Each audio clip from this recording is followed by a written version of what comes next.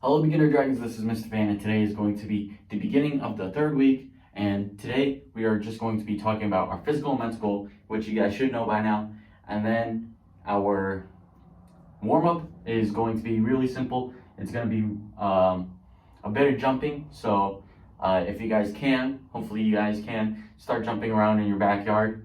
The snow is starting to melt, so hopefully you guys have room, or you guys can do it in the parking lot of your backyard. And then, or if you guys can't do that, maybe you guys have a living room where you can jump around in. I will be doing a time lapse of it so you guys can see that I am also doing the warm up with you guys. And then after that, we are going to combine the first week of this month and the second week of this month. So last week and the week before that, we're going to combine those parts of our form to make our second half of the form, so that we have a complete part of the form, so that next month we can make it a solid form and work on little details to make it better. But this week we're just combining last week and the week before that to have a smooth form. So first, what is our physical and mental goal? Our physical goal is intensity, our mental goal is modesty. What is intensity? Intensity is basically showing off how serious, or your emotions, or so basically showing your emotions or how serious you are just by your physical motions or physical presence. So an example of this is if you walked into your science class or your math class or your English class and you were smiling and laughing, your teacher might be thinking that you're in a good mood. But if you guys are crying and you're throwing around your books and stuff like that, they're gonna think that you're in a bad mood. So that is basically an example of intensity. It's showing how you feel without saying I feel bad, or I feel good, or I feel happy, stuff like that. So last week I made you guys play something like charades, where you guys have an emotion and you have to show it off with your body and your body alone.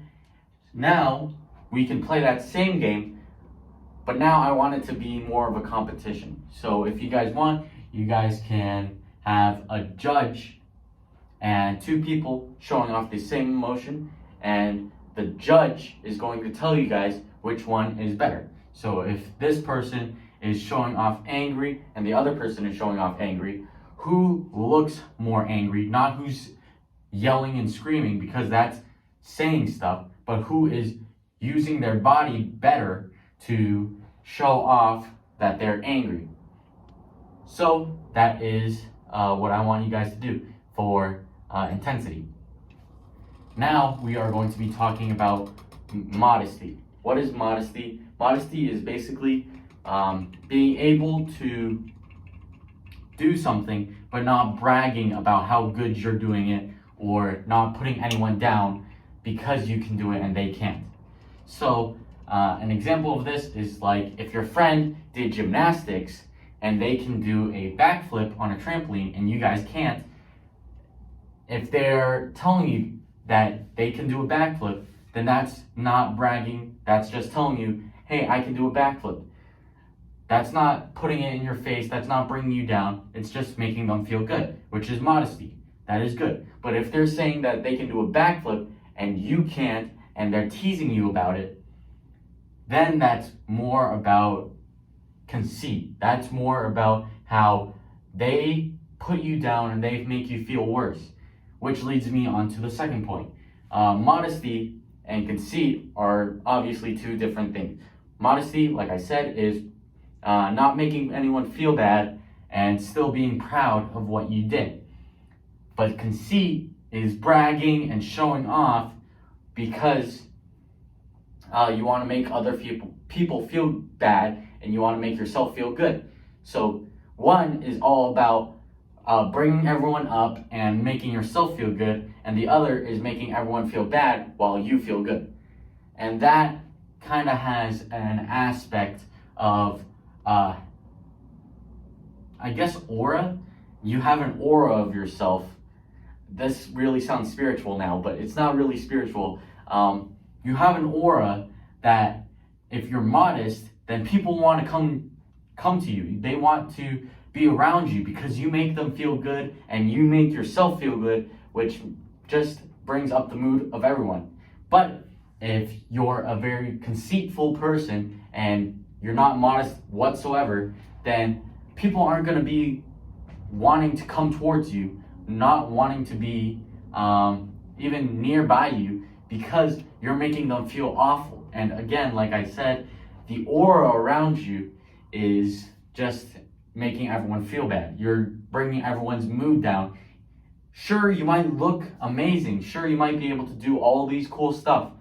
But if you guys are bringing people down, then that is not going to be good. That makes you feel awful. That makes you feel like a jerk.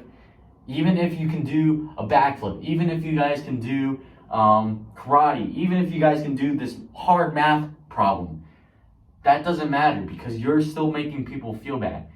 So I want you guys to think to yourself, who is someone that I know that is very modest, and who is someone that I know that is very conceitful? Who is someone that is really bad and they can do really cool stuff, but they make everyone else feel bad about it and they are a big jerk?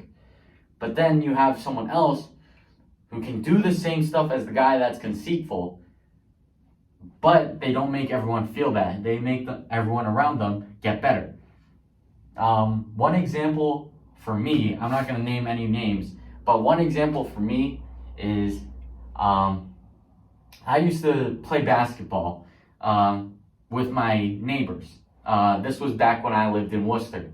So someone that was really modest helped me get better. They, even when my cousins left, even when they all went back home and I was still playing basketball with my neighbors, they kept on making me feel better. They let me shoot by myself when I was like 6 or 7, when I couldn't really shoot the basketball by myself. They let me shoot by myself and helped me get better. And then there was the conceitful people that yelled at me for losing the game for them. So we played basketball and they were making all these cool shots and I would miss and they would yell at me saying that I was horrible. So that is a very conceitful person. They make me feel bad because I wasn't as good as them. But the modest people helped me get better and helped me learn how to play basketball with my cousins.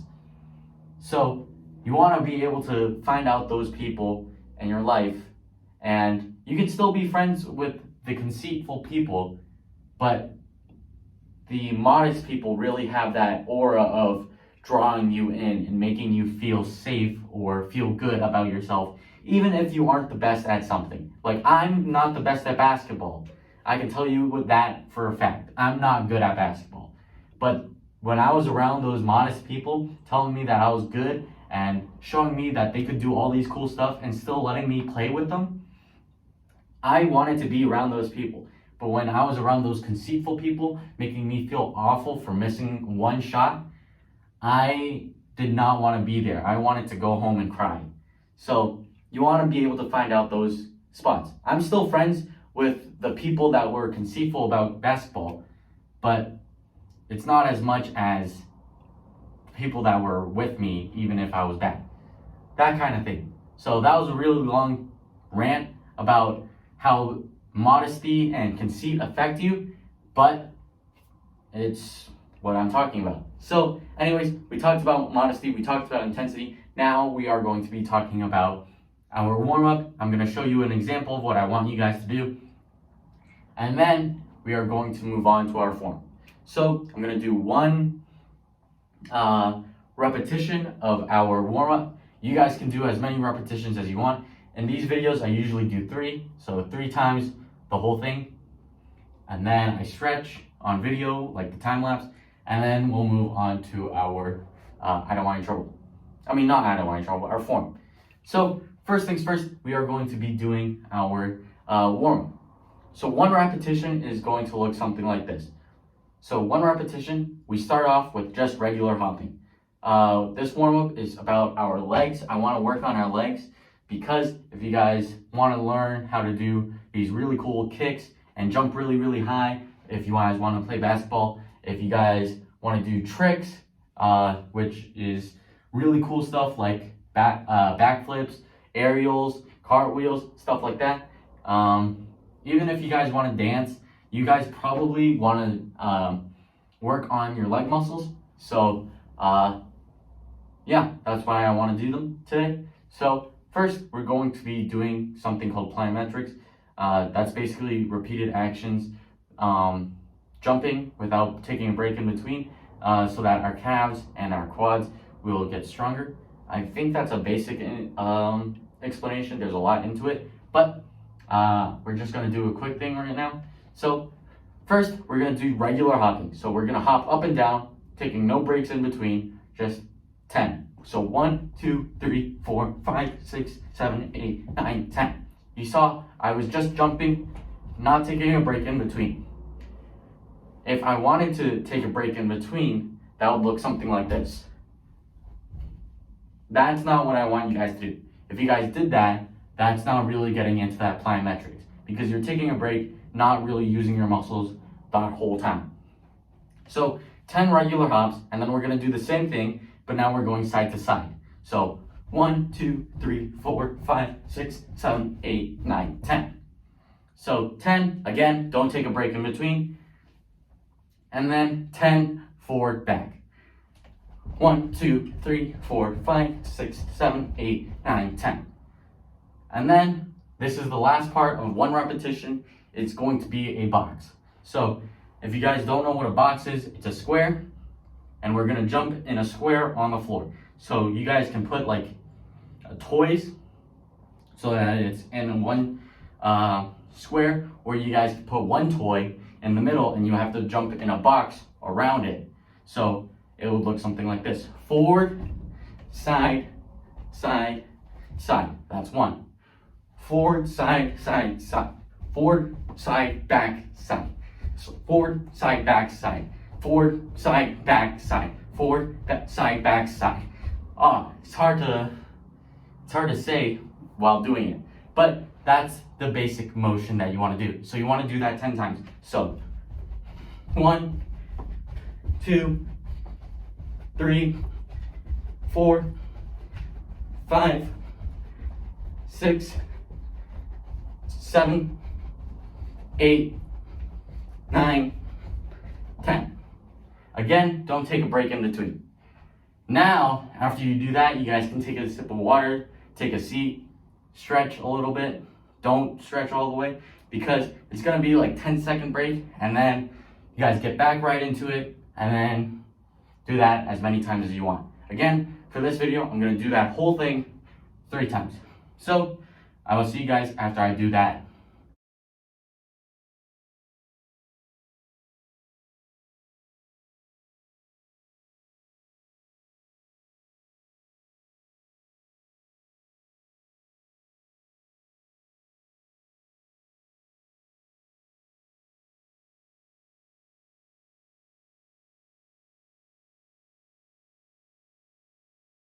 Okay, so I'm back, and as you just saw, we did our warm-up.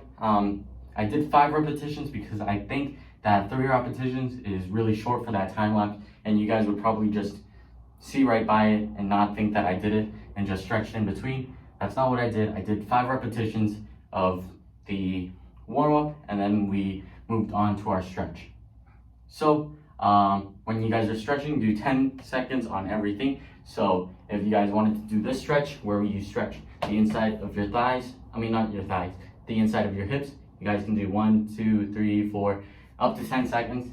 I'm not gonna count 10 seconds because I don't want to waste your time. But anyways, onto our form. So we are going to start off by taking a knee, our right leg down, our left leg in the air, like so. We are going to do 2 cat squats, cat squat, cat squat. We get into our guard stance. Our toe and our heel are in line with our target. So if your camera is your target, then your toe and your heel would be in one line with your target, like so. Touch down, touch down, touch down. That's how you do it. so like so.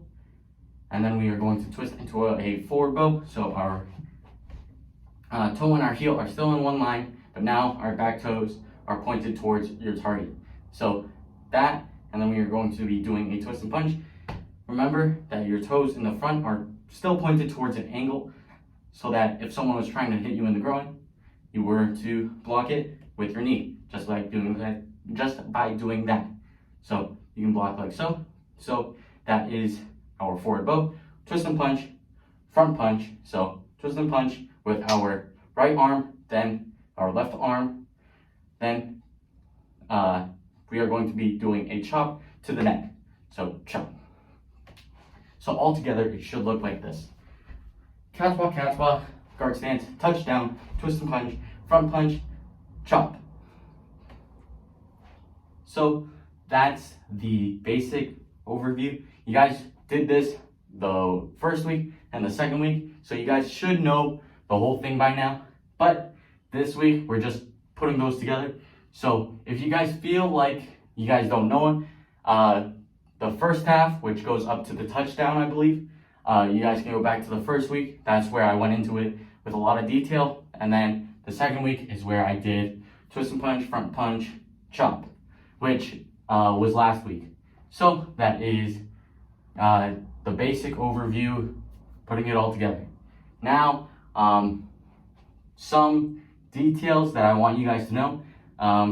Like I said, when you guys are in a forward bow, your toes are in a little bit of a angle, so that if you guys are going to get hit in the groin, you were to block with your knee just by doing that. So blocking like so. If you guys don't know, you guys do American Kempo, which is your karate type, your martial arts. That is American Kempo. So when you block, when you do this martial arts, it's really up close. So instead of fighting from this far away, like what the adults do, where they're on arm's length or more away, you guys are really up close like so. So when you guys are doing that forward bow, that's really important, because if you guys are going to get hit low, you guys can just block like that instead of going down all the way like that.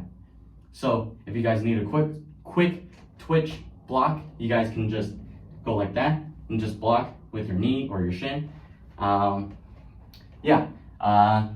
This low block, you can also use, you are using this bone, so that if you guys are hitting something, it's actually getting hit. But if you guys are blocking, you guys can just block with that, and it just moves it out of the way without a lot of power. So like that. When you guys are doing a punch, make sure that it is vertical and not horizontal, because the target for that is the chest, and there's a little hole in your chest, which if you hit it really hard, it knocks the wind out of someone, which makes it hard to breathe. So that is why you do it vertically, because it just fits in that hole, and it's really nice. And those are the details that I want to go over for this week. Next week, I will go in with a little more depth for some techniques that you might also want to work on. But other than that, I will see you guys next week.